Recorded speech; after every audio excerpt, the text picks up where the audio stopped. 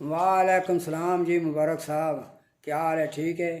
मैं वाक़या सुना रही सा कि वो बीवी मेरी जी है ना, वो बीमार हो गई, उन्हें कुत्ते वड्डिया तो अंदर अंदर ना यरकान भी चल रहा सी ते पता कोई ना लगा।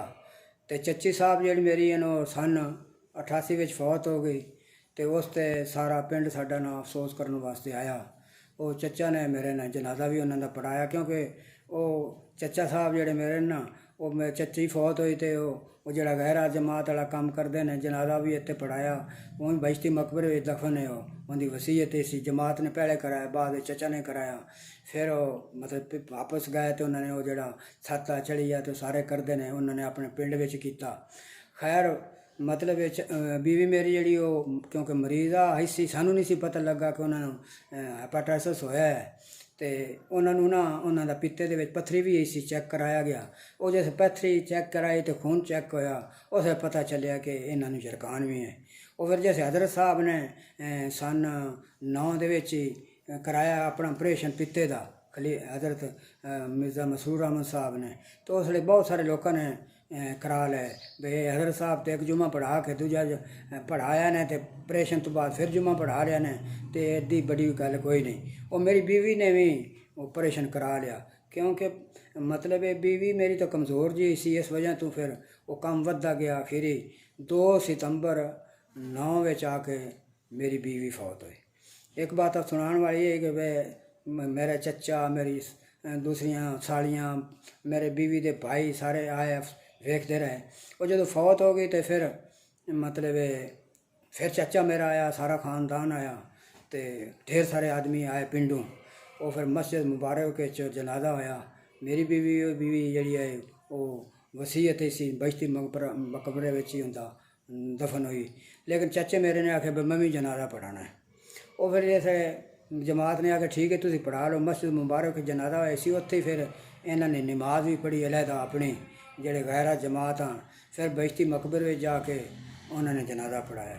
लेकिन उस वक्त जेडे कुछ मुखालफ लोग आन विच, वो मुखालफ इस तरह के आन के चचा मेरा जड़ा है ना, पहले उनकी औलाद कोई नहीं सी, तो तीसरी बीवी च औलाद हुई। तो अल्लाह ताला का फजल ये होया कि वो औलाद बड़ी काबल हो गई, तो बड़े उन्हें ज़मीनां भी होर खरीद लियाँ, तो अफसर भी लग गए बिच, तो बड़े अच्छी हालत हो गई। तो वो एक पहले नालों ना वड्डे चौधरी बन गए पिंड दे। तो वो लोग जेडे ना हसद करते हैं, ध्यान ध्यान किस तरीके ना इन्हों नीवियां करना है। उन्होंने मनसूबा बनाया इसी भी जो हूँ फौत होना ना इन्हों की भैन, तो इन्होंने जनाजा पढ़ना, तो इन्हों के पिछे लाना है कि जनाजा निकाह टुट गए सारिਆਂ ਦੇ। वो फिर होया इस तरह कि जो जनाजा पढ़ा के वापस गए, सारे रिश्तेदार आए हुए सन। लेकिन बाद में जेडे मुखालिफिन ने मसला उठा दिता कि जिन्होंने लोगों ने एक अहमदी का जनाजा पढ़िया वो सब के निकाह टुट गए। वो फिर एडा झगड़ा बन गया, ढेर सारा वो फतवा लाया, और निकाह कोई नहीं टुटिया। वो लाया निकाह टुट गया।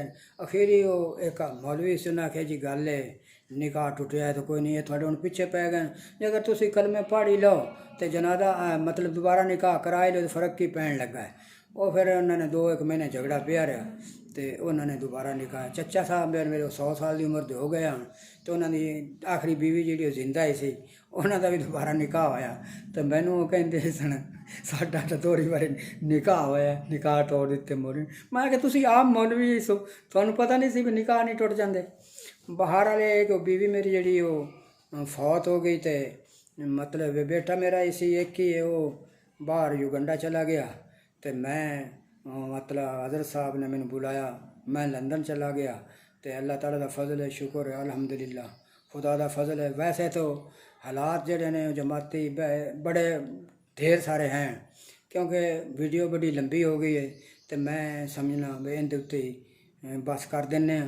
अल्लाह ताला फजल करे, और इन्होंने जिन्हें मेरा इंटरव्यू लिया है अल्लाह ताला उन्हें रहमतों फजल करे, सेहत वाली ज़िंदगी देवे, बच्चों नेक बनावे, खादम दीन बनवावे।